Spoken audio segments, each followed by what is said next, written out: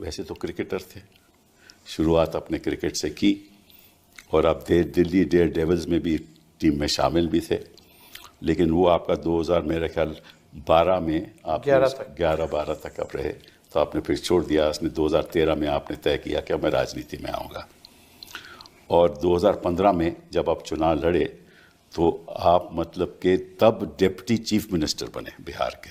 26 साल का था। 26 साल के थे। मेरे ख्याल हिंदुस्तान के इतिहास में ऐसा कभी हुआ नहीं जी। और फिर दोबारा आप डिप्टी मिनिस्टर बने 2022 में। इस बीच में 2017 में नीतीश जी उस तरफ चले गए, उस समय लीडर ऑपोजिशन और लीडर ऑफ ऑपोजिशन थे, वो भी सबसे दोनों एक्सपीरियंस रहा, सत्ता पक्ष का भी विपक्ष का और भी। तभी भी सबसे युवा आप लीडर ऑफ ऑपोजिशन रहे हिंदुस्तान के इतिहास में। तो बिहार में समझ लीजिए कि एक नई शख्सियत की लहर आई थी, मैं समझता हूँ, और बिहार का फ्यूचर आपके हाथ में है। मैं समझता हूँ हार जीत तो होती रहती है, लेकिन बिहार का फ्यूचर आपके हाथ में है, और अगले 5 साल बताएंगे कि क्या होने वाला है, क्या नहीं होने वाला। लेकिन आज जो हम चर्चा करेंगे वो आपसे इस बात की चर्चा करेंगे कि 2020 में तो आपकी 75 सीटें आईं, तो ये कम होकर 25 कैसे हो गई? इसके कारण क्या आपके हिसाब से? मेरे भी कुछ इसमें ख्याल है, मैं बाद में कहूँगा। देखिए, ये बात तो कोई भी डाइजेस्ट नहीं कर रहा, खास तौर पे बिहार की भी जनता से भी बात की जाए आज भी, तो उनको भी ये पच नहीं रहा बात।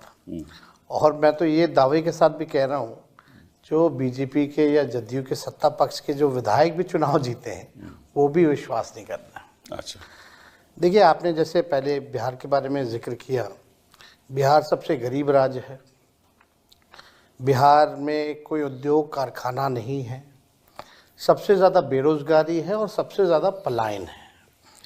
और ख़ास तौर पर अगर बात की जाए शिक्षा स्वास्थ्य के बारे में तो सबसे फिसड्डी राज्यों में से है। लेकिन बिहार की एक खूबी भी है कि बिहार देश का सबसे युवा प्रदेश भी है, तो तकरीबन 60% जो है युवा हैं। जो असल बिहार का जो मुद्दा पूरे चुनाव में था, या कोई भी सर्वेज वगैरह भी दिखाई बेरोजगारी का था, बेरोजगारी का था। और पेपर लीक हो, बेरोजगारी हो, करप्शन हो, क्वालिटी ऑफ एजुकेशन की बात हो, शिक्षा की बात हो, पलायन की बात हो, बिहार में 3 कारणों से लोग बाहर जाते हैं: पढ़ाई, दवाई और कमाई। ये 3 कारण हैं, मुख्य कारण हैं। लेकिन 20 साल नीतीश कुमार जी ने रूल किया और 11-12 साल नरेंद्र मोदी जी प्रधानमंत्री, डबल इंजन की सरकार, एक शुगर मिल चालू नहीं करा पाए। ठीक बात है। और कभी भी इन लोगों के ज़ुबान से बेरोजगारी, रोजगार या सकारात्मक बात, पॉजिटिव बातें बिहार के बारे में कभी भी इन्होंने नहीं कहा। अभी भी प्रधानमंत्री आए तो कट्टे और किसकी किसकी बातें उन्होंने की। लेकिन 2020 में सबसे पहले हमने ये घोषणा की थी कि अगर हम मुख्यमंत्री बनते हैं तो पहले कैबिनेट मीटिंग में पहला कलम अगर मेरा चलेगा तो 10 लाख नौजवानों को सरकारी नौकरी देंगे। लोगों ने बढ़ चढ़ करके जो है हम लोगों को सपोर्ट किया, और केवल डिफरेंस जो था 20 में वो 12,000 वोटों का था, हमारे अलायंस में और उनके अलायंस में। और सीटों की तुलना कीजिए तो 12-14 सीटों का फर्क, 12,000 बड़ा, तो बिलो 1000 वोट्स जो है हम कई सीटें जो हैं हारे हैं। और लेकिन जब हम 22 में दोबारा बने, आपका परसेंटेज 23% था उस समय भी। उस समय भी हाईएस्ट सबसे ज़्यादा हाईएस्ट था उस समय भी हाईएस्ट था। हाँ, तो उस समय 19 जो लोकसभा के बाद, और उसमें लगभग 8 से 10% हम लोगों ने कवर किया था जी, अगर 19 की बात की जाए तो।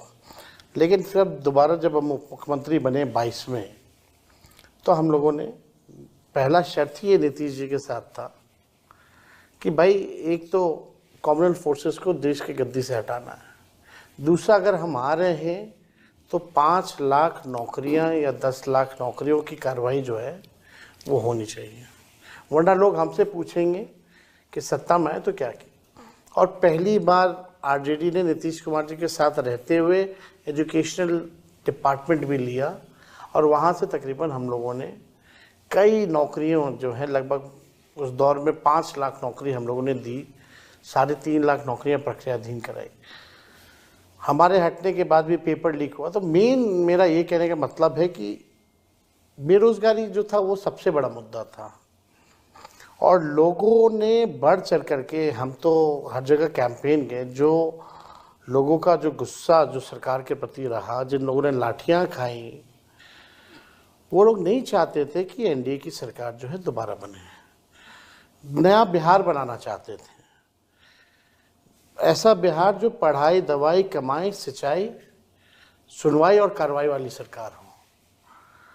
लेकिन आपको एक शब्द में हम बता देंगे कि चुनाव में हुआ क्या। उस बात का जवाब नहीं आया कि क्यों आप समझते हो कि ये हम ये कह सकते हैं कि लोकतंत्र हारा है, मशीनरी जीती है। लोकतंत्र हारा है, मशीनरी जीती है। मशीनरी जीती है। अच्छा, वो मशीनरी के कई पहलू हो सकते हैं। देखिए, उसके मतलब जो चीज़ें जो उम्मीद लगाई जा सकती है कि भाजपा और ये लोग करेंगे, उन लोगों ने कोई भी चीज़ छोड़ा नहीं इस चुनाव में करने से। आप देखिएगा, जो भी योजनाएं, हमारा जो विजन था, सबसे पहली बार चुनाव में से पहले हमने अपना विजन रखा था कि पेंशन हम बढ़ाएंगे, माई बहन मान योजना भी लाएंगे। ये सारी चीज़ों को देखिएगा तो सरकार ने उसको इम्प्लीमेंट किया और ये 20 साल से इनको याद नहीं आ रहा था कि 400 से भी पेंशन बढ़ाना है। जब हमने कहा तब इन लोगों ने जो है वो इम्प्लीमेंट जो है किया, लेकिन चुनाव के कोड ऑफ कंडक्ट के 10 दिन पहले 10-10 हज़ार रुपये बांटे गए। यानी वैसे अलग अलग योजनाओं के तहत लगभग 40,000 करोड़ रुपए जो हैं पूरे बिहार में लोगों के सीधे जो है बांटे गए। आप ये कह सकते हैं कि रिश्वत दी गई है पूरे चुनाव में, लेकिन अभी भी ये बात नहीं समझ में आ रहा। तो फिर आप समझते हो कि ये इस पैसे की वजह से और इस सॉर्ट ऑफ जो राहत दी गई, मतलब एक तो जो 10,000 स्कीम है, जो 1 करोड़ 40 लाख किसानों को भी दिया गया, किसानों को भी दिया गया, पेंशन, सामाजिक सुरक्षा पेंशन के तहत भी दिया गया और जीविका दीदियों को भी दिया गया, सबको दिया। महिला रोजगार जो योजना है, जी हाँ, उसके हवाले जो है पैसे जो है जिस दिन वोटिंग पड़ रही है उस दिन भी खाते में आ रहे हैं। जी हाँ, ये वो तो ठीक है। तो आप समझते हो कि इस वजह से लोग प्रभावित हुए? मेरे ख्याल से ये अगर आप देखेंगे तो बड़े इंटरेस्टिंग डेटाज हैं। हमारा वोट बढ़ा है, मतलब हमें थोड़ा सा, हमारा 23% आपका परसेंटेज वही रहा है, थोड़ा सा बढ़ा भी है। लगभग 32 लाख वोट हमारा बढ़ा है। जी हाँ, पिछले चुनाव के मुकाबले। जी हाँ, जी हाँ। तो बढ़ा है तो मतलब हमको औरों का भी वोट मिला है, सबका वोट मिला है। यानी अगर पूरी गठबंधन की बात की जाए तो 1 करोड़ 90 लाख वोट हम लोगों को जो है मिले हैं। जी हाँ। अब ये बात ये समझ में आ रहा है कि भाई डेटा अगर आप देखें तो बैलेट में जो पोस्टल बैलेट जो वोटिंग होती है, उसके बाद में अभी चर्चा करेंगे जी। बट वोट आपका बढ़ा है, इसमें कोई शक नहीं। वोट बढ़ा है एकदम, इसमें शक नहीं। आपका परसेंटेज भी 23% रहा है और बीजेपी का लगभग मेरा ख्याल 20% है और नीतीश बाबू का थोड़ा 18% है। वो तो हमें मालूम है, लेकिन अगर उनका मिला लिया जाए तो उनकी जो परसेंटेज है आपसे कहीं ज़्यादा है। तो लोग ये भी कह सकते हैं कि ठीक है, आप 23% रहे, बाकी लोगों से आपको वोट नहीं मिले। ये एक विषय हो सकता है और जिस पे चर्चा हो सकती है। बट ये भी एक है ना कि 20 साल पुरानी जो सरकार है वो भी ठीक है आपकी बात। और उसकी एंटी इनकम्बेंसी जो है 16% वोट उनको बचाने के लिए नहीं पड़ रहे। कभी भी अगर देखा गया है, अगर वोट की परसेंटेजेस बढ़े हैं तो वो बदलाव के लिए जैसे वोट पड़े हैं। बट अब बात पोस्टल बैलेट पे आती है। देखिए, जो पोस्टल बैलेट होते हैं उन्हीं लोगों के होते हैं जो सरकारी नौकरियों में हो, ठीक है ना, शिक्षक होते हैं, जो सर्विस के लोग होते हैं, जो ऑन ड्यूटी इलेक्शन में लगना होता है ना, तो उनके और ये पढ़े लिखे लोग होते हैं जी। तो मैं देख रहा था, यहाँ आंकड़ा देख रहा था कि अगर वहाँ देखा जाए तो शुरुआत में जो पोस्टल बैलेट के वोट पड़े हैं वो लगभग समझ लीजिए सबसे ज़्यादा आपको पड़े हैं, और उसको अगर हम कंस्टिट्यूएंसी में बदलाव लाएं तो 243 कंस्टिट्यूएंसीज में से 143 कंस्टिट्यूएंसी में आप लीड कर रहे हो जी, और 94 कंस्टिट्यूएंसी में एनडीए लीड कर रहा है और अदर्स 6। मतलब कि जो पढ़े लिखे लोग हैं वो बदलाव चाहते थे, ठीक है, और जो गरीब लोग हैं जो आपके साथ थे, ये नतीजा ये बतलाता है कि वो बदलाव नहीं चाहते थे। तो ये तो एक अद्भुत सी बात नहीं, है। मेरे ख्याल से बदलाव सब चाहते थे। अगर आप देखें तो ईवीएम बदलाव नहीं चाहता था, बैलेट बदलाव चाहता था। तो आप समझते हो कि ईवीएम में कोई गड़बड़ी है? देखिए, कोई वैसे साइंटिफिक प्रूफ नहीं है, लेकिन I can sense, I can smell कि अदृश्य शक्तियां जो हैं उन्होंने अपना काम किया।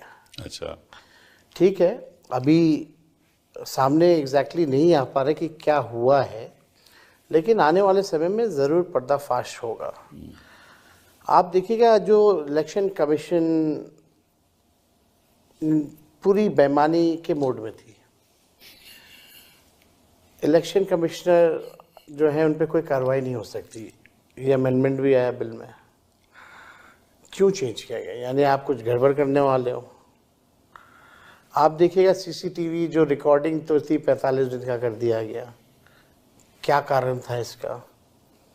इलेक्शन कमीशन ने जो अनाउंस की जो डेट, ठीक योजना के पैसे मिलने के 3 घंटे बाद जो है वो कोड ऑफ कंडक्ट लगाया गया। जितने भी हमारी शंकाएं थी, कन्फ्यूजन जो था, कभी भी इलेक्शन कमिश्नर ने इसको क्लियर नहीं किया। हमारी जितनी शिकायतें थी उसको नहीं सुना गया। तो उसमें इलेक्शन कमीशन ने डिस्क्रिमिनेट नहीं किया। उत्तर प्रदेश से भी शिकायतें आए, उन्होंने नज़रअंदाज कर दिया। हरियाणा से आए तो नज़रअंदाज, महाराष्ट्र से आए तो नज़र, तो वो तो बड़ा इक्वालिटी में है। वो मतलब कि वो सामान्य तरीके से आप ये कह सकते हैं बिहार चुनाव में लेवल प्लेइंग फील्ड नहीं था। कौन से चुनाव में लेवल प्लेइंग फील्ड थी? किसी में नहीं होता। तो ये जो हालत जो बन रहे हैं, तो चुनाव का कोई मतलब नहीं रह गया। सब कुछ